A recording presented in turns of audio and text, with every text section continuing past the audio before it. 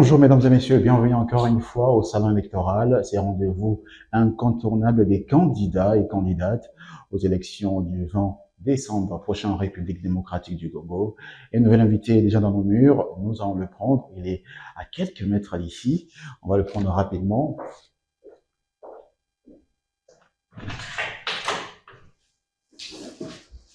Voilà, il est en train de s'avancer. Bienvenue monsieur Ben. Bonjour, merci beaucoup. Très content de vous recevoir. Merci à vous, c'est un plaisir. D'accord. Merci. Oui.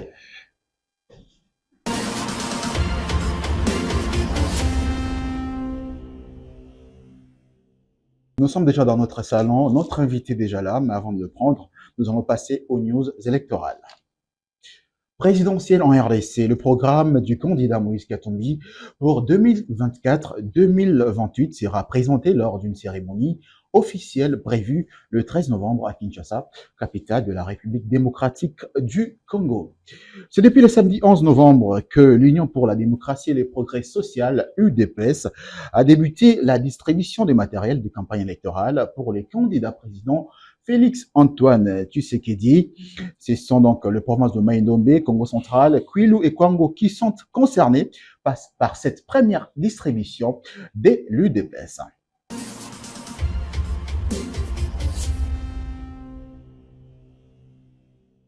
Il est déjà en face de moi. Comment s'appelle-t-il? Qui est-il?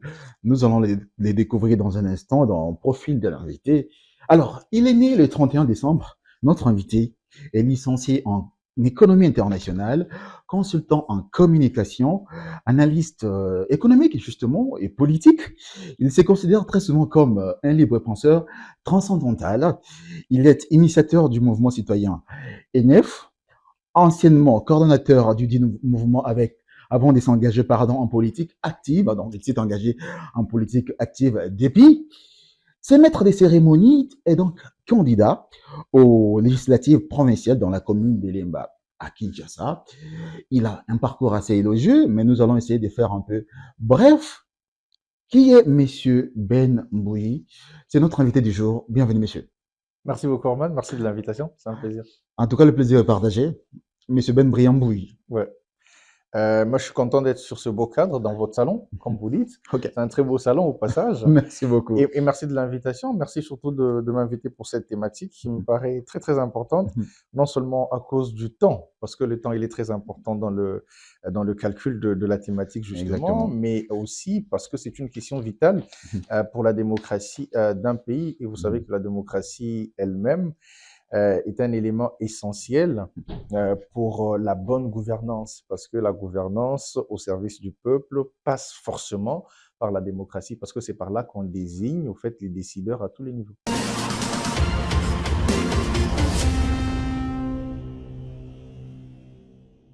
Alors, nous avons dit que nous allons découvrir pendant cette émission qui est Ben Mbouyi. On l'espère aussi brillant avec son nom. Okay. Donc, nous l'avons décortiqué un tout petit peu. Nous vous l'avons décortiqué d'ailleurs un tout petit peu, mais grâce à vos interventions, le public qui nous suit pourra éventuellement aussi vous découvrir davantage. Mais dites-nous pourquoi vous avez préféré postuler comme candidat député provincial. Alors ça, c'est une question très importante. Mais bizarrement, c'est la première fois que je réponds à cette question parce qu'on ne me l'a jamais posée. C'est parti d'un constat amer, mais un constat simple que chaque Quinois peut faire. D'abord, dans un premier temps, la ville de Kinshasa est pour moi ingouvernée ou carrément dans un état de non-gouvernance. Mais attendez, on a Chantini Ngobila comme gouverneur de la ville-province de Kinshasa avec des bourgmestres qui sont nommés. Alors, je vais d'abord rappeler que lorsqu'on est passé en 2019, avec le mouvement citoyen INAF, justement, que je coordonnais à l'époque, nous avons mobilisé nos camarades. Ça signifie quoi, s'il vous plaît, INAF? Ah, INAF, c'est un mot en anglais qui veut dire assez, pour dire ça suffit, pour dire y'en a marre, assez. Donc, INAF, c'est un mouvement que nous avons créé, justement, vers les années 2017. Nous avons créé ce mouvement parce que nous sentions au fait que la République démocratique du Congo, dans son élan, suffoquait. Et parce que y avait des élections qui devenaient hypothétiques. Et donc, il y avait des élections qui devraient se tenir en 2016, que je me trompe. Aujourd'hui, il n'y a plus suffocation? Disons que nous avons eu quelques avancées. Mm. C'est tout le problème. Nous avons eu quelques avancées. Je peux peut-être me tromper sur les dates de la Mhm. création du mouvement, mais bon, Mhm. on a quand même lancé ce mouvement. Nous Mhm. avons commencé. Et en 2019, je me rappelle, Mhm. lorsqu'il faille élire le gouverneur de la ville de Kinshasa, Mhm. nous savions que la ville de Kinshasa méritait mieux. Mhm. Parce que nous sortions déjà d'une gouvernance ou d'une gestion d'un gouverneur qui, pour moi ou pour nous à l'époque, avait laissé Kinshasa dans un piètre état. André Et donc, Kimbuta. et donc, il était question, c'est vous qui citez les noms, mais il était hors de question pour nous qu'après ce gouverneur-là, qu'un autre arrive et que nous savions déjà qu'il n'était pas un bon gouverneur pour la ville de Kinshasa parce que justement, ce n'était pas un parvenu. C'est quelqu'un qui avait quand même déjà eu à exercer de fonctions dans ce pays et surtout au niveau de la province. Je vais citer le Maïndomé par exemple. On se rappelle que la gestion n'était pas fameuse. Et on s'est dit que, écoutez, on ne peut pas accepter que Kinshasa aille entre ses mains. Et donc, nous faisions à l'époque une mobilisation devant l'Assemblée provinciale de Kinshasa pour demander justement aux députés provinciaux de voter un bon gouverneur. Et l'action, nous l'avons appelée Kinshasa veut un bon gouverneur. Ce jour-là, nous avions été fouettés par la police, à dessein d'ailleurs. Et aujourd'hui, les résultats est catastrophique. Le bilan, nous l'avons sous nos yeux. Et à l'époque, vous n'avez pas été entendu. Nous n'avions pas été entendus justement parce que le gouverneur Gentili Ngobila fut quand même élu à la tête de la ville et que ce que nous n'avons pas connu comme cacophonie dans la gouvernance ou dans la gestion de la ville de Kinshasa. D'abord, l'affront avec son propre vice-gouverneur qui était son colistier donc, son ami donc, on va dire comme ça, on va dire les choses de cette manière-là pour que ce soit assez bien compris. Il y a eu une sorte d'affront, les deux ne se sont pas mis d'accord et alors l'un est tombé sans l'autre. On se pose bien la question, comment des gens qui ont été votés ensemble, parce que colistier, ce n'était pas son suppléant, c'était son colistier. Ce que ça veut dire, c'est que ces deux candidatures sont liées. L'un est tombé sans l'autre. On a tout de suite compris. Et on a vu comment certains hommes d'affaires dans la ville de Kinshasa étaient intouchables. On a vu comment les députés provinciaux étaient soudoyés. Je ne veux insulter personne. Ce sont des faits et ils sont connus de tous. Et donc après, on se rend compte quand même que la ville de Kinshasa sortait d'un état comateux. La ville était dans un état comateux, mais la ville a quitté l'état comateux pour un état de morgue carrément. La ville meurt devant nous. Et donc nous nous disons, d'ailleurs, il faut peut-être que je mette une incise. À mon grand plaisir, j'ai rencontré le gouverneur de la ville, M. Gentili Ngobila, à qui j'ai dit tout le bien que je pensais de lui en tant que personne, mais que sa gestion n'était pas fameuse, justement. À cette occasion, on a eu probablement, de mon point de vue, on a eu un échange franc où je lui ai dit, par exemple, que, puisque après qu'il ait été élu justement comme gouverneur de la ville, nous avons lancé, moi encore, et d'autres camarades, d'autres mouvements citoyens, nous avons lancé la campagne La ville est sale. Parce que pour nous, c'était paradoxal qu'on ait déplacé le président de la République, chef de l'État, vers la place Bandal, enfin, dans la commune de Bandal, pour lancer un programme que l'on a appelé Kinshasa Bopeto, et que quelques jours après seulement, on se rendait compte que la ville était plutôt en train de se mourir davantage, parce que la ville était sale et de partout. Et même le quartier qui avait la réputation d'être plutôt propre se sont montrés plus sales qu'on ne l'avait jamais vu.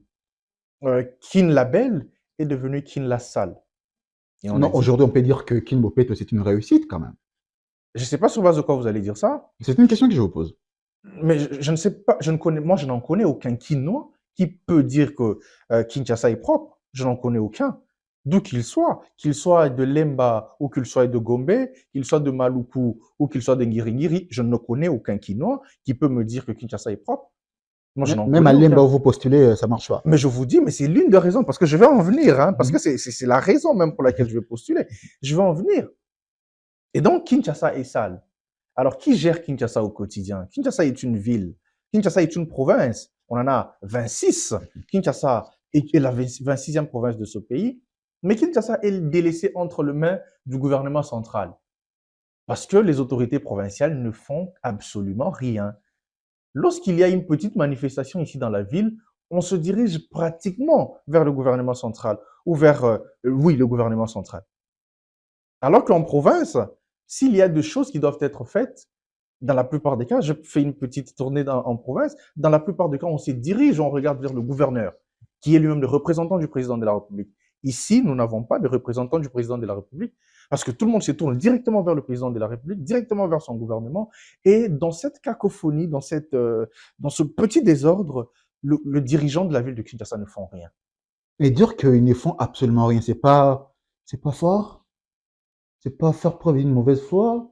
Lorsqu'on voit aujourd'hui comment les boulevards, le Mumbai aujourd'hui est éclairé, lorsque même le président de l'Assemblée nationale, pardon, provinciale, qui est satisfait du bilan, de leur bilan, disons, Je- je- avec son je- tandem avec Jean-Tony Gobila. J'aimerais que vous reposiez cette question au président de l'Assemblée provinciale. Je ne sais même plus c'est qui le président de l'Assemblée provinciale de cette ville. Ben, Parce qu'il y a comment eu, ça? mais oui, parce qu'il y a eu un très beau désordre. Ils nous ont offert vraiment un spectacle assez désolant. Mais c'est Ce que nous avons vu. après, du contraire, c'est le président Godet, Ah, c'est toujours lui. Godin Poy. Parce que beaucoup des députés provinciaux actuels le récusent. J'en connais des députés provinciaux qui ne le reconnaissent pas.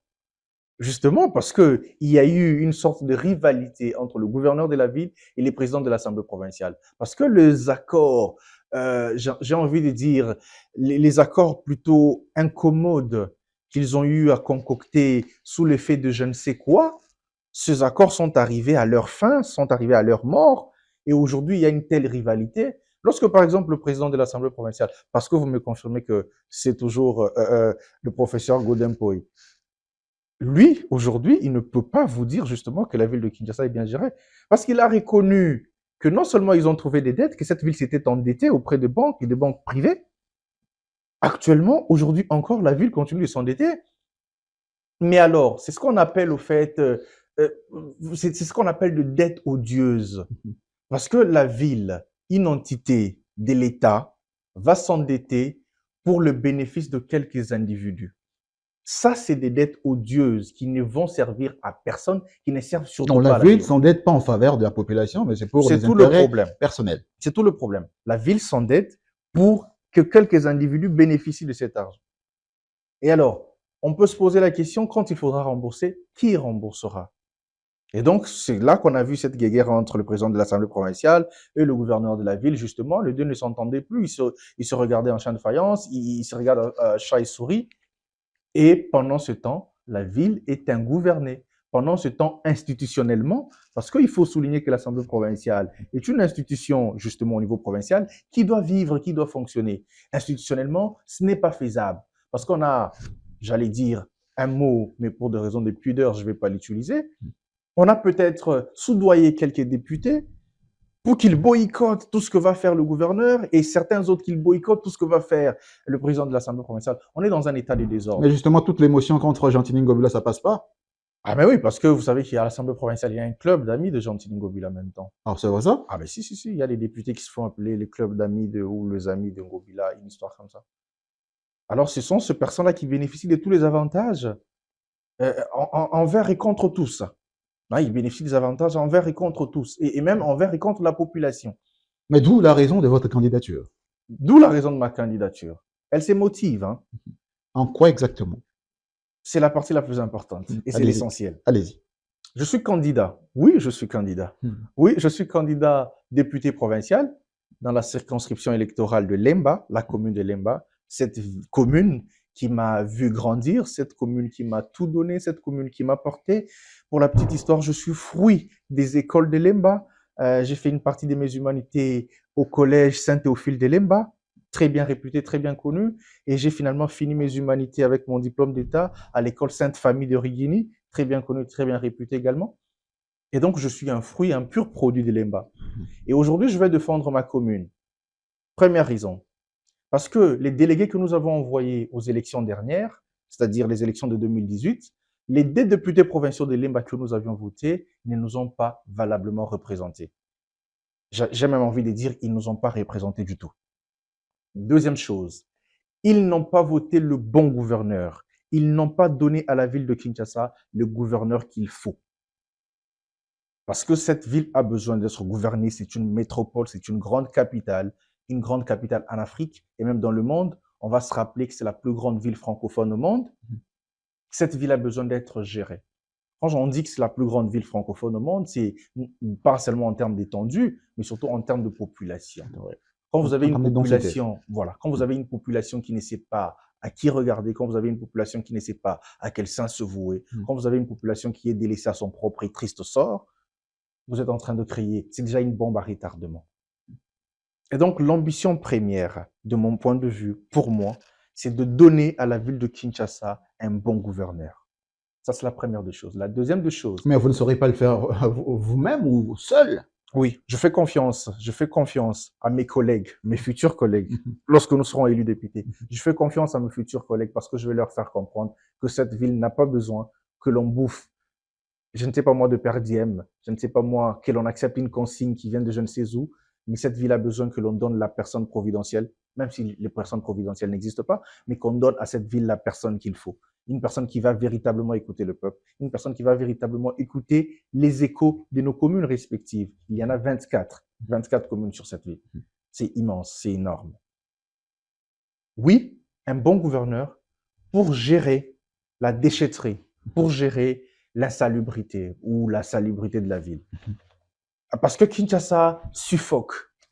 Kinshasa inonde. Kinshasa est inondé.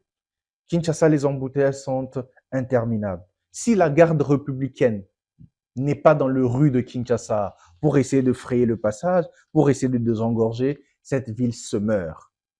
Non, après la pluie à Kinshasa, c'est plus le beau temps, c'est le calvaire. C'est les calvaires, c'est l'enfer. Je suis économiste de formation, je sais que le temps, c'est de l'argent. Je sais que 5 minutes de perdu dans l'embouteillage, c'est de l'argent de perdu. Je sais qu'une heure de perdu dans des embouteillages, c'est beaucoup d'argent de perdu. Est-ce que les dirigeants tiennent compte de cela? Ils devraient pourtant. Malheureusement, ils ne tiennent pas, mais ils devraient. Et c'est aussi ça l'objectif. L'objectif, c'est que lorsque cette ville sera en train de parler, lorsque cette ville parlera au niveau national, ça veut dire lorsque le sénateur que nous allons voter, parce que c'est encore les députés provinciaux qui votent. Vous qui allez voter les sénateurs. Lorsque cette ville parlera au niveau national, donc lorsque les sénateurs de Kinshasa parleront, il faudrait qu'ils parlent en tenant compte de ceci, en tenant compte du fait que chaque fois que nous perdons une heure dans les embouteillages, nous avons perdu énormément d'argent. Chaque fois qu'il y a des gens qui meurent dans cette ville à cause des inondations, à cause, je sais pas moi, de l'eau qui déborde, à cause d'électrocution, parce que lorsqu'il pleut, on s'électrocute un peu facilement dans Kinshasa. À chaque fois que l'on perdra de vie, ça sera à cause de cette négligence ou à ce manque de sérieux dans la gestion de la chose publique. Est-ce que vous travaillez déjà, dans le sens de concevoir des édits ou des propositions une fois élus? Non, je ne travaille pas parce que c'est un travail qui a été déjà fait. J'ai donc déjà fini à concevoir les édits. J'ai déjà vous les avez propositions des édits, effectivement.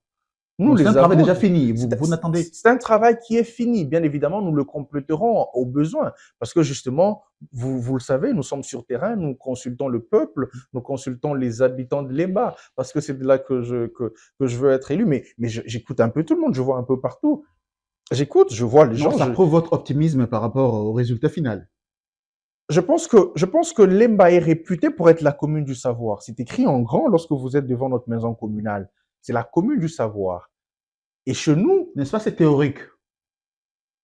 Mais aujourd'hui, on vous prouvera le contraire dans cette élection de 2023. D'ici décembre 2023, les fils et filles de Lemba vont vous prouver le contraire. Ce sont des gens qui tiennent compte du savoir. Parce qu'ils sont eux-mêmes fils du savoir et filles du savoir. Nous tiendrons compte du savoir et nous allons sortir des élus qui en valent la peine. Et donc, Ben Brigand, permettez-moi, connaissez-vous le problème réel de Lemba?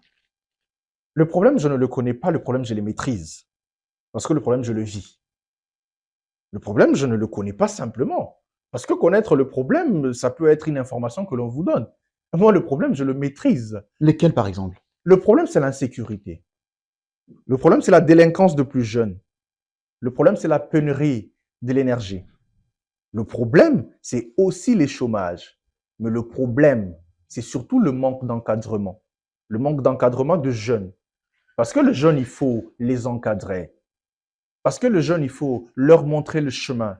Parce que les jeunes, il faut les éduquer. Il faut les former. Il faut surtout les redynamiser. Parce que les jeunes, il faut les entretenir. Parce que les jeunes, il faut leur donner matière à réflexion. Parce que les jeunes, il faut leur donner du travail. Et ce n'est pas le travail qui manque dans ce pays. Mais comment dans une commune réputée des savoirs, comme vous venez de le dire, on y retrouve des délinquants? C'est pas paradoxal? Ça va sembler paradoxal. Pourtant, tout s'explique, tout se tient. Lorsque vous ne réglez pas le problème social, ou lorsque le problème social n'est pas résolu, la conséquence, elle est immédiate. Nous n'avons pas tenu compte pendant de longues années, les dirigeants pendant de longues années n'ont pas tenu compte du facteur social, n'ont pas tenu compte de problèmes sociaux. Et de ce point de vue, la conséquence a été immédiate. Et donc, les infiltrations, et donc les personnes qui sont venues d'ailleurs, sont entrées dans notre commune, ils nous ont infiltrés, ils ont intoxiqué nos jeunes frères, nos jeunes sœurs, ils les ont intoxiqués. La Ils leur commune ont de Lemba est appris, donc infiltrée aujourd'hui. oui, infiltrés, pas que par des personnes, mais par une mentalité. Une mentalité qui Mentalité ne de vient commune pas de nous. voisine. Mais justement, je ne vais pas en citer les noms. Je suis très ami, je suis quinois, moi. Je suis fils d'un peu partout, mais je suis surtout un Mwana Lemba. Mais justement, Donc, comment faire pour résolver tous ces fléaux, tous ces problèmes auxquels la commune de Lemba fait face? très bien. Je ne veux pas me considérer déjà en campagne, mais je veux me permettre quand même de dire que nous avons un projet, nous avons une proposition qui est claire, nous avons une ambition qui est claire et qui ne s'éparpille du tout pas. Parce que, comme qui dirait, ce qui se conçoit bien s'énonce clairement et les mots pour les dire viennent aisément.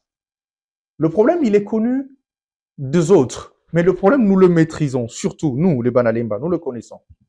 Nous avons donc choisi d'aller sur des axes, deux axes de travail. Nous serons sur un axe institutionnel, parce que c'est dans l'axe institutionnel que nous allons donner à la ville de Kinshasa un bon gouverneur. C'est dans l'axe institutionnel que nous allons donner à la ville de Kinshasa des sénateurs qui en valent la peine.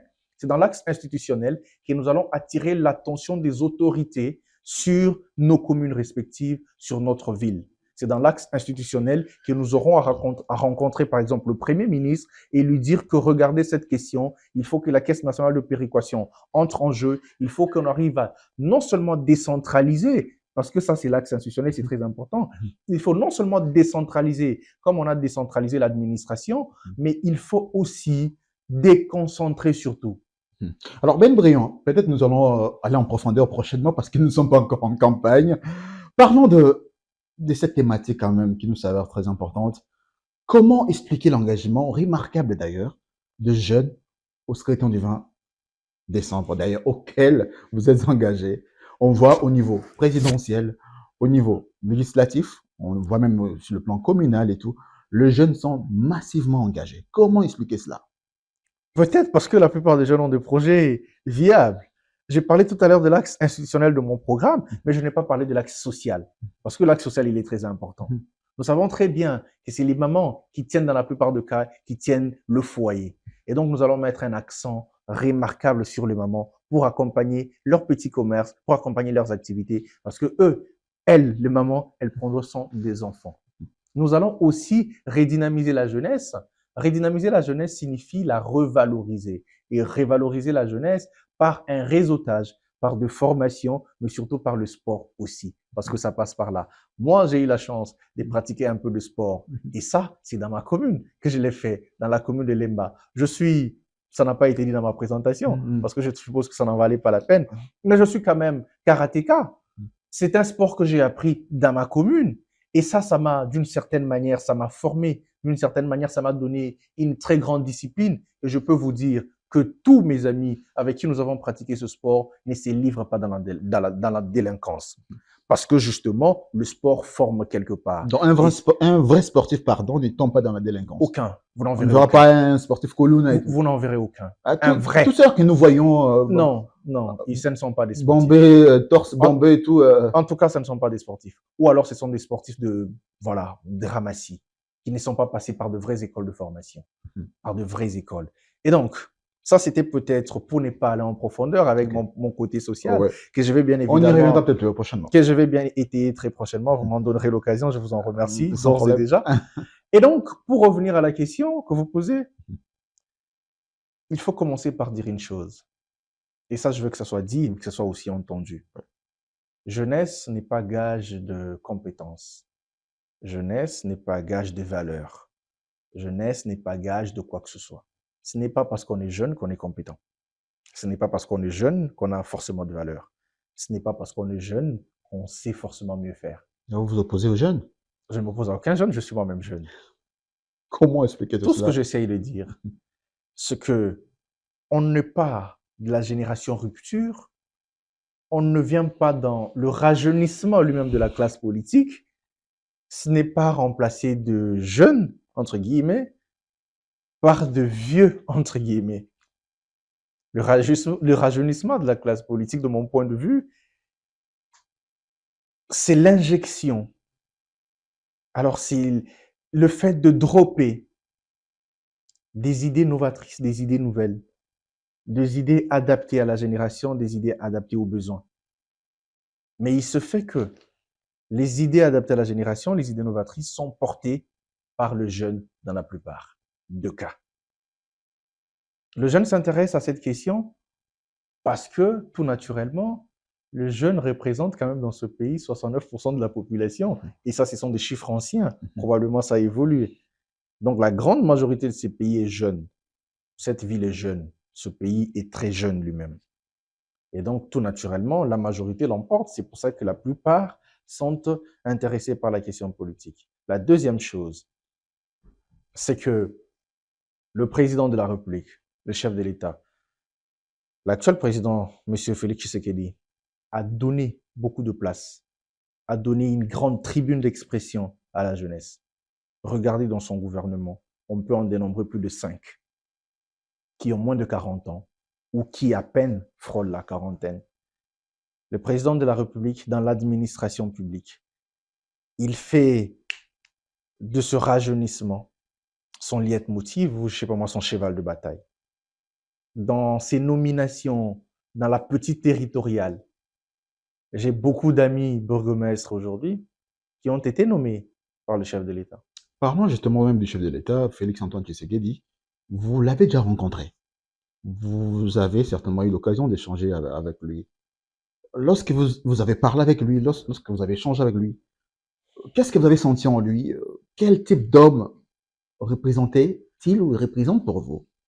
Ah, mais effectivement, j'ai eu la grande chance de rencontrer le président de la République, justement. J'ai échangé avec lui, effectivement, quelques phrases, et c'était suffisant. Et c'était beaucoup pour comprendre que cet homme, il mettait beaucoup l'accent sur la jeunesse. Et c'est de ça que je suis en train de parler. Il a dit ce jour-là, lorsque nous l'avons rencontré, moi et certains amis, il a dit justement qu'il faisait confiance à la jeunesse. Et que pour lui, la jeunesse n'est pas l'avenir, mais que la jeunesse, c'est le présent. Et c'est tout ce que je dis. Moi, depuis tout ce temps, j'ai dit que la jeunesse, ce n'est pas demain. La jeunesse, c'est maintenant. La jeunesse, c'est non seulement maintenant, mais c'est aussi demain. Et lui, le président Tshisekedi, il a compris parce qu'il accorde beaucoup de place à cette jeunesse. Et véritablement, quand vous voyez la gratuité de l'enseignement, c'est une action constitutionnelle de surcroît qui ne voit que la jeunesse parce que les élèves, c'est que des jeunes. Lorsque vous regardez Transacademia, c'est que des jeunes, c'est pour la jeunesse. Lorsque vous regardez le Home de l'Unikin rénové, c'est pour la jeunesse. Lorsque vous regardez le nouveau bâtiment de l'UPN, c'est pour la jeunesse. Et il n'y a pas que ça. On peut en citer de tonnes d'actions, d'activités qui sont faites, qui continuent d'être mises en place, qui continuent d'être implémentées pour la jeunesse.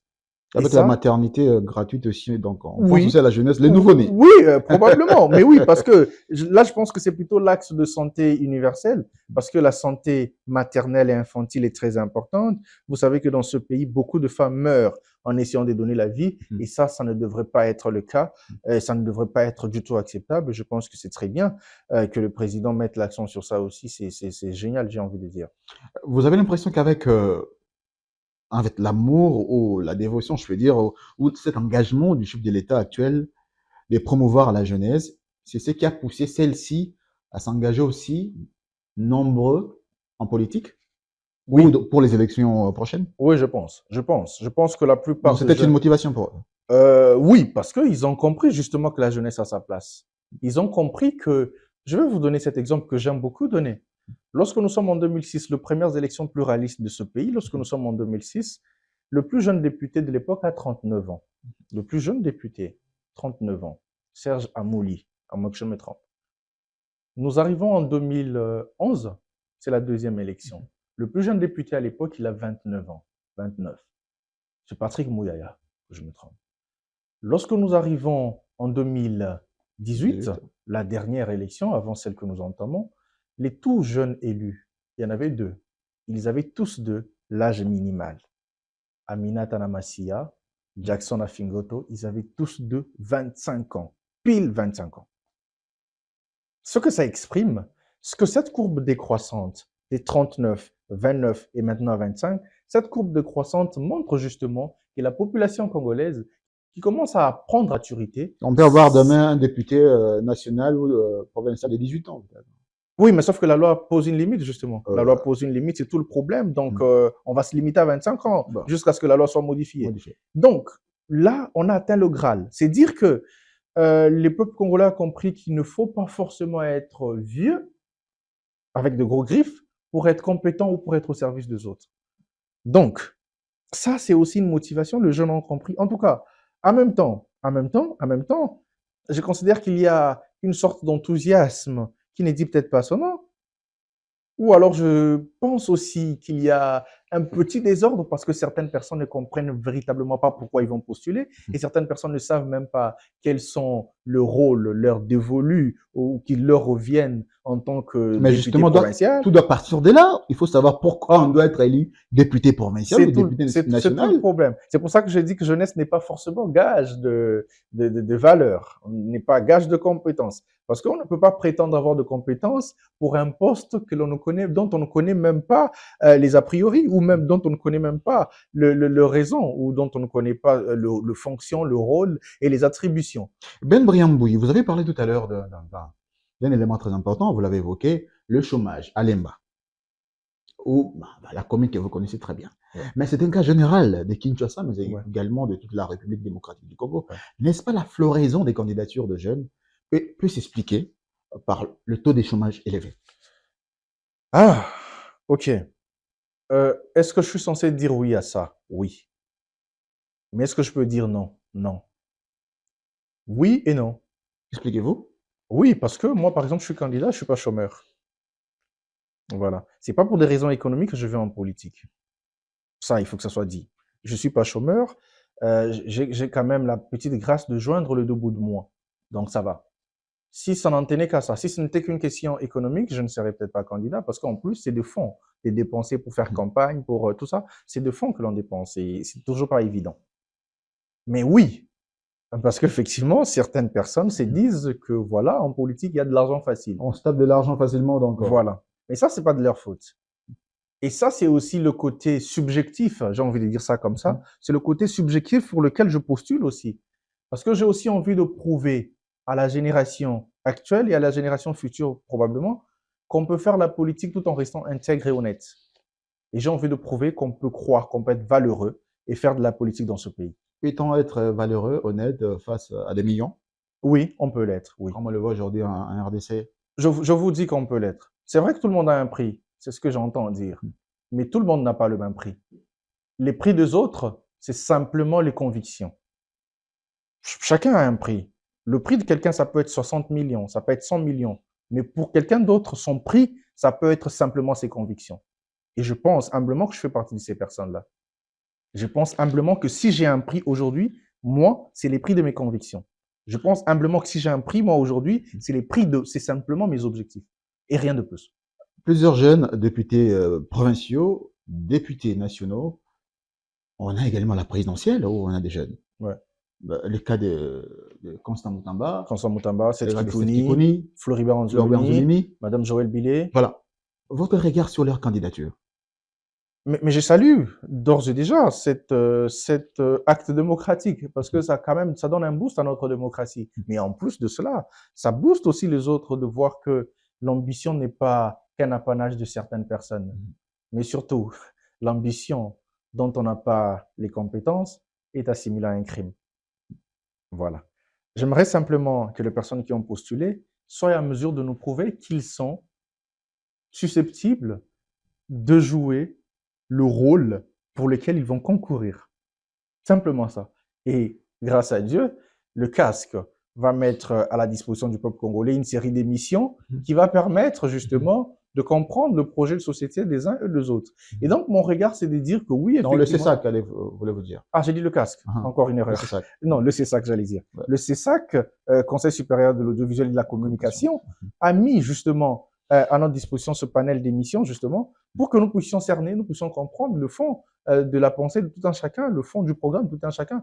Et donc, je pense que leurs candidatures sont plutôt à encourager Et j'espère pour eux, justement, qu'ils sauront convaincre le Congolais pour que leur accorde quelques voix, pourquoi pas gagner. Même si ce ne sont pas toutes ces personnes que je viens de citer, ne sont pas mes candidats, parce que moi, j'ai mon candidat. Ah, vous avez votre candidat, lesquels? Oui, justement, je pense qu'il faut continuer pour terminer. Ok. Voilà, nous avons commencé où il a commencé. Il faut qu'il termine maintenant. Il a débroussé, il a débroussaillé, il a balayé, il a nettoyé. Maintenant, il faut qu'il sème. Il a Il c'est nettoyé. qui? Ah, bien évidemment. Vous l'aurez compris, je parle de Félix Antoine Tshisekedi Tshilombo. Non, vous avez l'impression qu'il a balayé, il a balayé arrangé. devant la cour. Il a balayé devant Tout la cour. a été balayé ou il y a des choses encore à Tout balayer? n'a pas été balayé. C'est pour ça que je soutiens le président de la République, Félix Tshisekedi, mais que je ne soutiens aucunement toutes les organisations qui gravitent autour de lui. Ah oui. Là, il y a une nuance. Elle est détail, elle est importante. Je soutiens Mordicus, le président Félix Tshisekedi. Je vais accompagner sa candidature. Ma base de Lemba me fera le plaisir de soutenir la candidature du président Tshisekedi, que je soutiens, mais dont je ne soutiens pas les organisations qui gravitent autour. Êtes-vous fier du bilan de Félix Antoine Tshisekedi? Je ne partage pas son bilan à l'heure actuelle. Non, je ne vous demande pas si vous partagez, mais êtes-vous fier? La question est claire. Êtes-vous fier de sa candidature? Je ne vous demande pas de partager. Je ne sais pas si vous avez travaillé avec lui, mais êtes-vous fier de sa candidature? D'abord de sa candidature parce que vous la soutenez, là, il n'y a pas de problème, mais de son bilan en tant que Congolais. J'étais donc en train de dire que je ne partage pas son bilan à l'heure actuelle, mais j'en sors quand même satisfait. Satisfait à quelques points. Je suis satisfait. Il y a des choses qui auraient dû être faites, qui n'ont pas été. Il l'a reconnu lui-même. Et c'est pour ça que je pense qu'il faut continuer pour terminer. La justice, sur laquelle nous avions fondé beaucoup de nos espoirs, nous a, dans la plupart des cas, déçus. Et je pense qu'il est temps de continuer pour terminer. On a débroussé, on a débroussaillé, on a balayé devant la cour. Maintenant, il faut continuer pour terminer. Et je pense que ce qu'il n'a pas pu faire durant le quinquennat qui vient de passer, 5 ans, c'est suffisant. C'est pas peu, c'est pas beaucoup, c'est suffisant pour faire quelque chose. Les jalons ont été plantés, le décor, il est planté. Maintenant, place à la décoration. Place à la décoration. Bien entendu, avec vous peut-être comme député. Hein. Je l'espère, parce que avec moi comme député provincial, je ferai de mon mieux pour contrôler au maximum le gouverneur qui dirigera la ville de Kinshasa, parce que le gouverneur qui dirige la ville de Kinshasa contribue énormément au bilan du président de la République. Et vous refuserez toute tentative de corruption? Alors, sur l'honneur, je n'ai jamais été corrompu depuis que j'existe. Et il n'y a pas de raison que ça change. Vous me regardez, vous voyez bien que je n'ai pas besoin de millions pour vivre. J'ai simplement besoin du strict minimum et je peux l'avoir sans être corrompu. Et donc, je ne vois aucune raison qui ferait que je sois corrompu par qui que ce soit. Surtout que j'ai été de l'autre côté. De l'autre côté, ça veut dire dans le mouvement citoyen, dans la société civile. J'ai milité contre la corruption. J'ai dénoncé la corruption. J'ai dénoncé ceux qui corrompent, ce qui était plongé dedans, ce qui corrompait, ce qui était corrompu eux-mêmes. J'ai dénoncé. Aujourd'hui, il n'y a aucune raison que je me retrouve dans ce cas, ni des corrompus, ni des corrupteurs. Ben Briand, les gens parlent beaucoup de vous sur les réseaux sociaux. Alors, nous avons sélectionné 2 personnes que nous allons découvrir dans Tendance RS.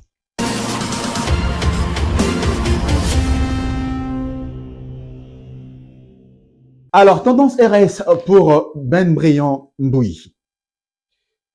Ben Briand, Joas James Matello écrit ceci. Ben Briand, un jeune très engagé. Êtes-vous vraiment engagé lorsque Joas James Matello écrit comme ça? En quoi êtes-vous engagé?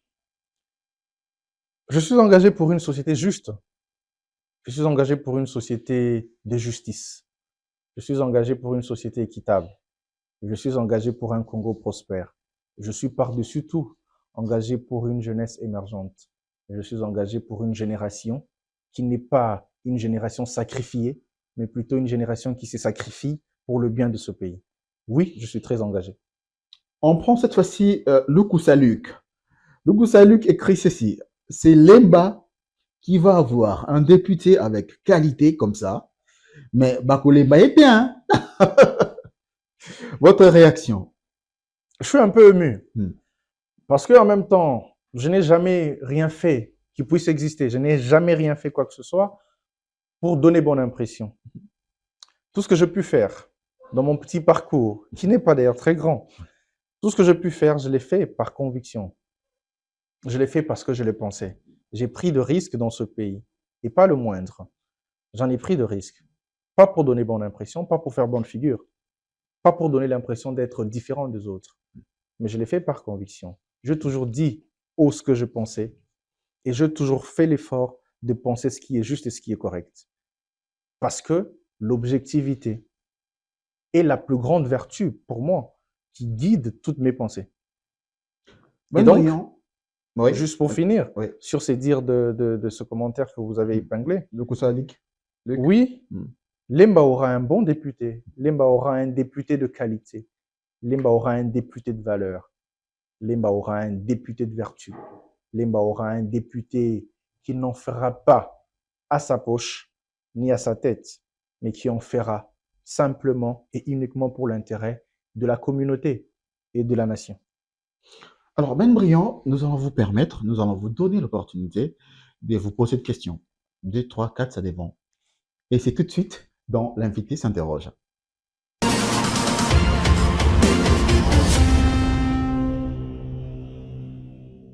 Alors l'invité s'interroge. Monsieur Ben Brand, quel bilan ou quelle est l'impression que vous avez sur le travail fait par la CENI? Alors, jusqu'ici, je pense véritablement que la CENI a fait un bon travail, ou du moins un travail acceptable, mais qui n'est pas irréprochable. Je suis non seulement candidat, mais je suis moi-même aussi électeur. Et je constate que ma carte d'électeur est illisible, complètement illisible en ce moment. Et je suis allé pour avoir un duplicata, comme on l'a demandé. On m'a demandé de payer, alors que ça est censé être gratuit.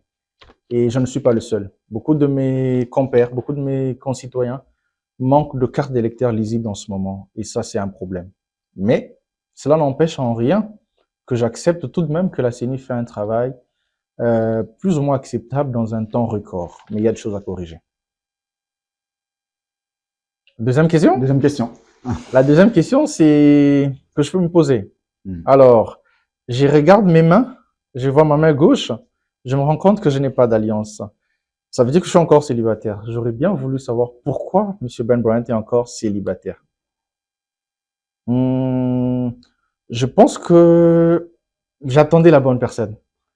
Et je crois aussi qu'elle n'est plus loin la bonne personne. Voilà. Une troisième question pour moi. Monsieur Ben, est-ce que vous pouvez être un député, un politicien différent?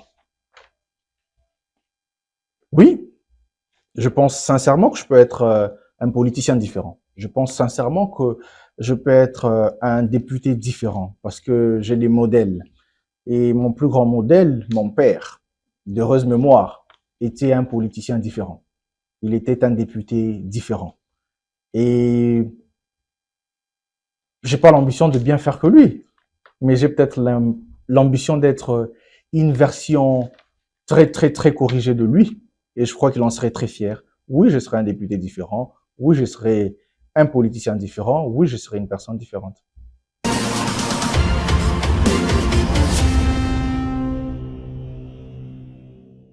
Alors, mesdames et messieurs, nous prenons la dernière rubrique, arrêt sur image, avec monsieur Ben Brillant, qui est dans notre plateau, salon électoral.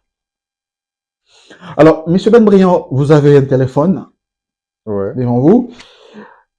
Je vois là avec monsieur Syndicat de Colo. C'était à quelle occasion? Qui représente pour vous ces messieurs? Alors, syndicat de colo, paix à son âme, mais d'heureuse mémoire, était un Congolais, un Congolais de valeur. C'était un citoyen de grande valeur. C'était un citoyen congolais, mais aussi un citoyen du monde. C'est quelqu'un qui a aimé ce pays, mais qui l'a aussi défendu dans le moment où le Congo avait le plus besoin qu'on le défende. Et dans le moment où le Congo avait le plus besoin que des hommes s'élèvent et que ces personnes s'élèvent pour le Congo. Syndicat Dokolo s'est levé au bon moment. Il s'est levé quand il a failli ou quand il faille qu'on s'élève pour ce Congo. Syndicat Dokolo, quand il a fallu que les gens prennent à bras le corps les questions de ce pays, Syndicat Dokolo était parmi ces personnes. Je retiens de lui que c'était une personne aimable, plutôt ouverte. En dépit de toutes les personnalités du monde que Syndicat a pu rencontrer, il était, le jour où je le rencontrais, le 2 jours où je le rencontrais, à l'occasion du premier congrès, le congrès de son mouvement citoyen, le Congolais debout. À l'occasion du premier congrès de son mouvement, je l'ai rencontré plus de 2 fois, en tout cas, je crois, sur 3 jours. Il était prompt. Je vais raconter une petite anecdote. J'ai admiré Syndicat parce que je connaissais un peu ce qu'il faisait, donc je le voyais de loin. Et quand il est arrivé, on était avec quelques amis et tout le monde s'est précipité, entre guillemets, pour faire une photo avec Syndicat et pour le saluer, pour lui serrer la main. Moi, je le regardais simplement et je voulais savoir si la personne en face de moi correspondait à la personnalité que je connais. Oui. Et c'est Syndicat qui, le premier, m'a tendu la main et c'est lui qui s'est approché de moi et c'est lui qui me parlait en premier et c'est lui qui a plus parlé que moi. Et enfin, c'est lui qui a demandé « Ah, mais tout le monde a fait de photos. Tu veux en faire une ?» Donc, c'est lui qui a demandé la photo. Je lui ai dit « Mais c'est un plaisir. Immense. » D'accord. La deuxième photo, elle est devant vous, sous vos yeux, avec Tina Salama. Vous l'avez rencontrée où? C'est à quelle occasion? Est-ce qu'elle fait très bien son travail? J'ai rencontré Madame Tina plus d'une fois, la porte-parole du président de la République. On dit d'elle qu'elle est, et on ne dit pas parce que ça l'est, elle est record woman du temps des lectures à la télévision lorsqu'elle a lu des innombrables ordonnances du président de la République. Celle qui fait battre les cœurs de beaucoup de personnes lorsqu'elle passe à la télé. Quand on la voit sur les antennes de la RTNC, on peut se poser beaucoup de questions. Mais oui, c'est une femme exceptionnelle parce qu'elle a supporté ce rôle qu'elle a commencé avec Tarsis Kasongo Mayamba Yamba d'heureuse mémoire, paix à son âme d'ailleurs. Et Madame Tina est restée porte-parole du chef de l'État et elle s'est montrée dans l'innovation. Elle s'est montrée prompte à faire ce travail avec perspicacité. Et elle est, je pense, dans l'appareil présidentiel, elle est d'une grande utilité. Elle défend bien le couleur de la présidence et donc du président aussi, avec le country branding qu'elle défend plutôt bien. Et ces dernières initiatives étaient plutôt louables. Hein. La rencontre avec la rencontre du président avec les jeunes entrepreneurs, la rencontre où Ask the President, où elle posait des questions au président. Oui, elle a ouvert une certaine porte sur le président de la République et c'est plutôt louable. Troisième photo. Patrick Mouya Katembwe, porte-parole du gouvernement. Ah, Monsieur la Source. Alors, j'aurais bien voulu me poser la question dans la rubrique de tout à l'heure, j'aurais bien voulu me poser la question, quelles sont mes références en politique? Indéniablement, le ministre Mouyaya est un modèle pour moi, indéniablement. C'est un exemple à suivre, carrément. C'est une personne qui est beaucoup à l'écoute, même si il est aussi beaucoup à la parole, parce qu'il porte quand même la parole du gouvernement, mais il est beaucoup à l'écoute en même temps, le ministre Mouyaya. Et c'est quelqu'un qui a fait rêver les jeunes dans ce pays, ça il faut qu'on se le dise.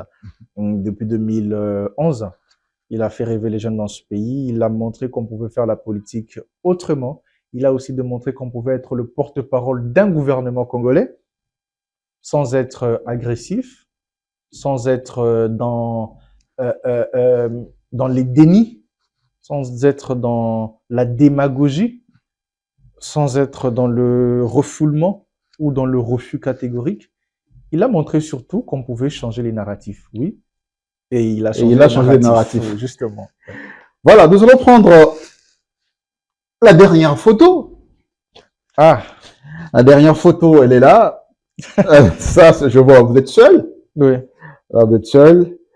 Comment pouvez-vous expliquer cette posture? On vous voit un entrepreneur, bureaucrate, futur député. Oui, nous sommes très exactement en 2020. 2020, je crois que c'est juin 2020, quand je lance mon entreprise. Je lance, enfin, mon entreprise. C'est peut-être un bien gros terme. Quand je lance mon cabinet, mon cabinet de consultance en communication, quand je lance le fameux BBM Consulting, quand je lance BBM Consulting, oui, euh, c'est pas une photo d'inauguration, mais c'est peut-être une photo de consécration. Je prends cette photo dans le bureau que je louais, justement pour le besoin de la cause. Et oui, j'ai lancé ma petite boîte comme ça parce que j'avais envie de formaliser les choses. J'étais déjà consultant en communication informelle parce que j'aidais beaucoup de personnes, des personnalités. Mais là, quelqu'un m'a conseillé de formaliser les choses. Je me suis dit, ouais, je peux le faire. Alors, même brillant, nous sommes arrivés à la fin de notre mission déjà. ça, C'est allé très vite. Oui, c'est allé très vite. C'est allé très vite parce que c'était très intéressant. Merci beaucoup. Mais un petit message de paix. Nous sommes en période électorale, Ouais. préélectorale, même en période électorale, voire même post-électorale. On sent des mouvements, des tensions. Quelle attitude doit-on adopter pendant toutes ces périodes? Ouais, ça c'est quelque chose qui doit être dit par toute personne qui prend la parole en public. Il est temps que nous construisons ce pays parce qu'en toute sincérité, en toute honnêteté, de 65 ans, on va dire 65 ans, que ce pays a son indépendance, en tout cas depuis 1960 jusqu'à aujourd'hui, nous avons plus passé de temps à détruire ce pays plutôt qu'à le construire. Ce pays a été détruit par le pillage. Ce pays a été détruit par la guerre, par des tensions tribales, par des guerres civiles. Ce pays a été détruit par la corruption. Ce pays a été détruit par tous ces actes que nous posons tout le jour et dont nous ne calculons peut-être pas la conséquence catastrophique qui peut venir après. Il est temps donc d'en appeler à l'apaisement. Je sais que toute personne qui s'engage en politique est censée avoir ces notions de patriotisme et de démocratie, ou en tout cas cette fibre démocratique doit animer chacun d'entre nous pour être suffisamment longanime, pour être suffisamment grand de cœur, pour accepter le chèque quand elle arrive, parce que le plus grand de ce monde, ceux qui ont dirigé ce monde avec maestria, n'ont pas reçu au premier coup, ou n'ont pas toujours été là quand ils ont essayé pour la première fois, ni pour la deuxième, ni pour la troisième. Donc, 63 ans après l'indépendance de la RDC, vous prenez donc la paix et vous voulez qu'après les élections, qu'on ait de vrais perdants, qu'on n'ait pas de faux perdants. C'est-à-dire des gens qui vont réclamer à tout moment, qui vont créer des tensions. Voilà. Vous savez pourquoi j'ai parlé des 65 ans Ouais. au lieu de 63? Parce que Ouais. depuis 1960, on est indépendant. Moi, je Ouais. parle de 65 ans. Ouais. 65 ans parce que, au lieu de se limiter à détruire ce pays, nous avons creusé un fossé. Nous l'avons détruit et nous sommes allés même en deçà de ça. Au point que les efforts que certains d'entre nous mènent ou que certains d'entre nous font sont presque absorbés. Oui, il est temps de prôner la paix. Il est temps que nous nous interdisons de tenir de propos tribales pour des questions électorales. Il est temps que nous nous interdisons de porter des pensées séparatistes, ségrégationnistes pour de fins électorales ou pour de postes simplement. Il est temps que l'on s'interdise de dire « tel ne mettra pas ses pieds ici ». Il est temps que l'on s'interdise de dire « vous êtes chez nous, respectez chez nous ». Il est temps que l'on s'interdise de dire « il va gagner là-bas parce qu'il est de là, mais il ne gagnera pas ici parce qu'il n'est pas d'ici ». Il faut que l'on s'interdise de dire que si lui passait, ici, nous n'allons pas accepter, et que si le nôtre ne passe pas, nous allons couper ici. Tout Je ça, n'ai pas envie de reprendre ouais, le ouais. mot assez odieux, j'ai envie de dire hideux, que certains utilisent ici, mais je pense qu'il est hors de question que nous mettons en péril la stabilité, l'unité de ce pays pour des raisons simplement électorales. Le message est passé. Bienvenue encore une fois à tous ceux qui viennent de nous rejoindre dans cette émission. Malheureusement, nous sommes déjà à la fin. Merci à notre invité qui a été là pendant près d'une heure. Donc, c'était un réel plaisir de le recevoir. Ben Brian Mbouyi, nous allons vous recevoir encore prochainement pendant la campagne électorale. Mais c'est avec grand plaisir que je reviendrai. C'est avec grand plaisir. C'est en tout cas un plaisir partagé. Mesdames et messieurs, merci de nous avoir suivis. Nous sommes arrivés à la fin. Ça a été un réel plaisir encore une fois de vous servir. Prochainement, nous aurons encore une fois un nouvel invité pour vous servir davantage. Restez toujours scotchés sur votre chaîne et à très bientôt. Merci.